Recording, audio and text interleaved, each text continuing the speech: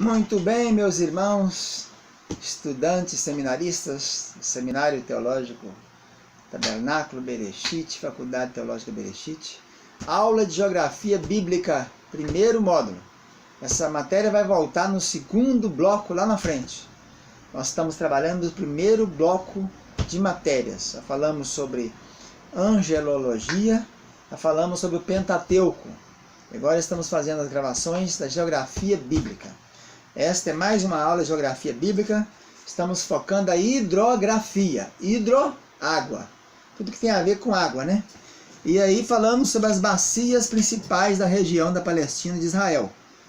Da região central de Israel. Então nós temos três principais vertentes, né?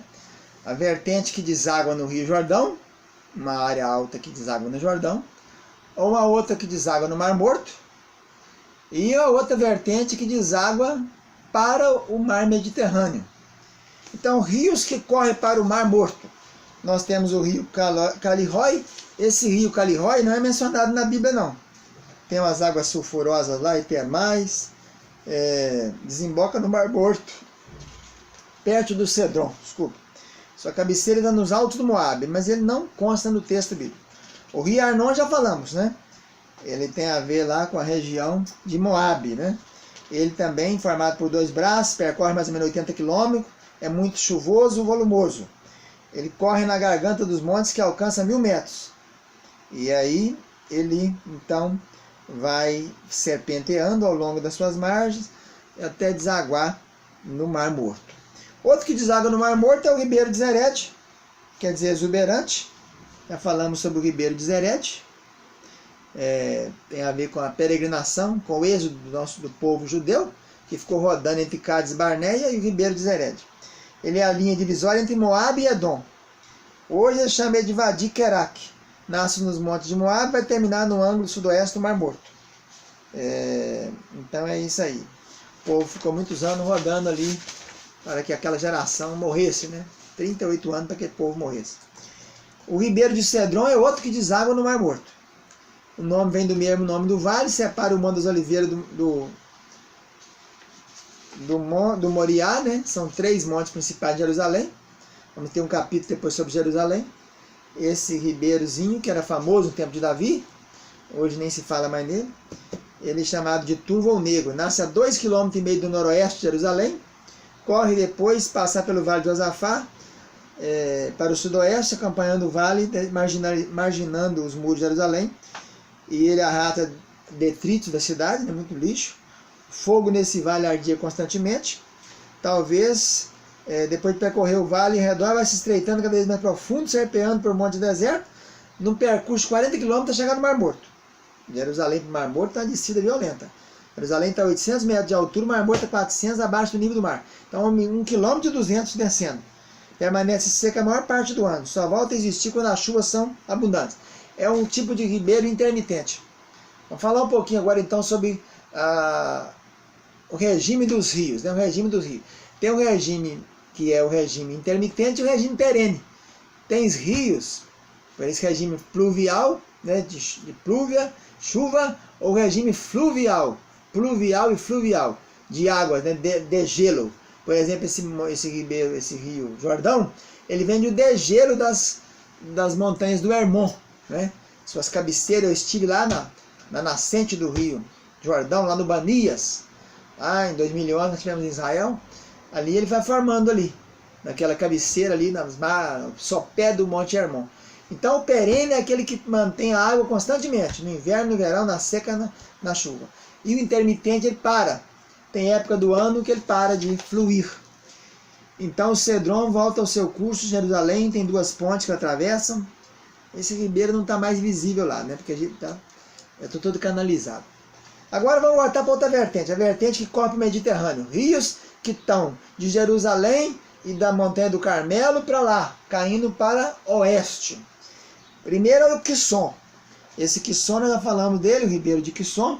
Tem a ver com a queda de Císera, né? Capitão do exército Jabim. Elias matou o profeta de Baal lá. Ele é denominado pelos árabes de Nahar Makutz. Nasce nos altos de Esdraelon, formado de inúmeras vertentes na minha planície. Esdraelon é a planície, né, chamada de Israel.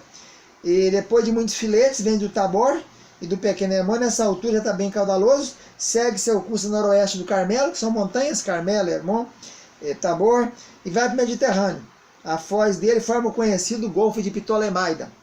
Então, Ptolemaida, aquela cidade onde deságua o rio Quizon. Outro ribeiro dessa região é o Caná, que é a herança de Efraim, né? Ele é citado no Velho Testamento, serviu de limite entre Efraim e a tribo de Manassés.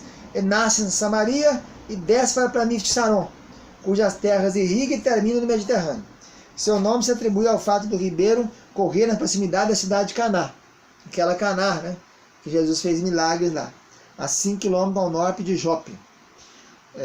Serviu de limite entre Samaria e Judéia, a divisão das terras santas, né? Galiléia, Samaria e Judéia. Depois tem o ribeiro de Sorek. Esse ribeiro de Sorek, a palavra significa vinho excelente, é mencionado como vale, lá em Juízes, e uma vez somente para designar a casa da prostituta Dalila. Por esses vales, principalmente pelo Sorek, corria o ribeiro do mesmo nome. Ele deságua no Mediterrâneo entre Jope e Ascalon. Ascalon é uma cidade filisteia, não é isso? E depois tem o ribeiro de Bessor.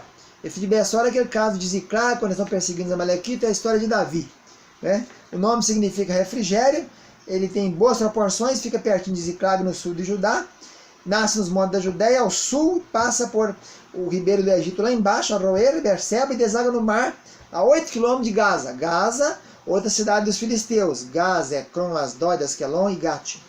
Nas margens desse ribeiro, Davi deixou aqueles homens cansados e perseguiu os amalequitas. Ele corre entre pedras, é bem largo, com bastante água, está na parte norte, lá embaixo, na planície do Negueb.